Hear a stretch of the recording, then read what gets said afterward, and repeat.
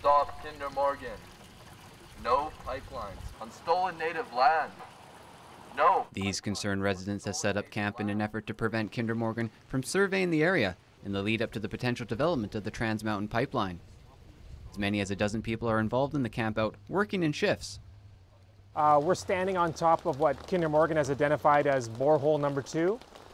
They want to drill down several hundred meters right here under our feet to do testing to make sure what kind of ground they're looking at down there, what the groundwater's like, all this sort of thing, ahead of drilling the pipeline sideways through the mountain. Kinder Morgan is proposing to expand their pipeline running from Edmonton through to Vancouver. The line would pass directly through Burnaby Mountain. RCMP were on hand to make sure everyone was abiding by the law and no threat to public safety. Since the forming of the camp, the residents have formed a bond amongst one another. It's a great feeling. Brings the community together. People that I would never have met, I've met through this, and everyone is a great person. No one from Kinder Morgan was available to speak on camera, but they did provide an emailed statement saying their preference is to work cooperatively with the city. Kinder Morgan also said they respect people's rights to peacefully protest, but they must also ensure the safety of staff, the environment, and surrounding community. Workers from Kinder Morgan are expected to start work in the area after they issued their mandatory 48-hour notice by the National Energy Board. When they do, Calls and others will be there to meet them face to face. We're here already because we intend to be in their way. We intend not to let them into the site. We'll do that as peacefully as we can by simply being bodies on public land that are in the way of what they're trying to do. Kinder Morgan is until December 1st to complete their surveying as per their agreement with the National Energy Board. And the campers intend to stay as long as it takes to prevent a pipeline from going through this location. Mac Dalgleish in Burnaby for BCIT Magazine.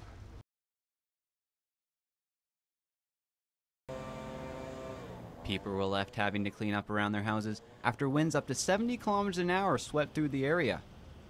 In Burnaby, this was the result of Mother Nature unleashing her fury, destroying a car and taking down the power lines. I think so somebody smashed. When I seen the tree and the pole out, I started screaming. No telephone, no light, nothing. Crews removed the tree from on top of the car early in the morning, leaving the remains and taping off the sidewalk. The events throughout the morning left many residents traumatized. I can't talk because I start shaking. I'm okay now. Crews are working around the clock to help restore the power. Depends on the actual job, the situation. It can be 10 minutes, it could be a couple hours, it could be a full day.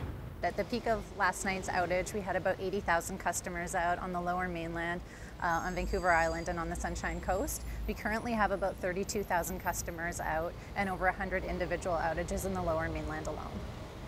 No one was hurt when the tree fell down, however it did leave residents without power and phone line communication. BC Hydro suggests to always have bottled water, a flashlight, and even a cell phone nearby in the event of an extended period of time without power. Mac Dalgleish in Burnaby for BCIT Magazine.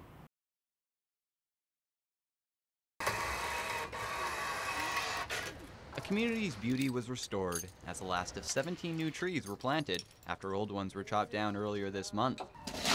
The Vancouver Park Board acted swiftly to ensure residents were not left without their saplings for long. Our priority was to get on this very quickly, replace these trees, and send a very strong message that removal of trees or damage of trees will absolutely not be tolerated by the Vancouver Park Board. The incident occurred on January 7th and left many upset with the damage. It makes you kind of sad because, I mean, in a sense, they're completely defenseless, these trees out here, against that kind of malicious attack. And the destruction is complete. You know, it's gone. Once you cut down a tree like that, it's gone. You're not going to get it back. For the workers replanting the trees, it was vandalism like they had never seen before. Once in a while you get a homeowner that doesn't want a tree, but that'll be one tree. Not like, I've never seen a whole block like this. Now that these roots have been reconnected, the neighborhood has been returned to its natural state. Mac Dalgleish in Vancouver for BCIT Magazine. This is okay.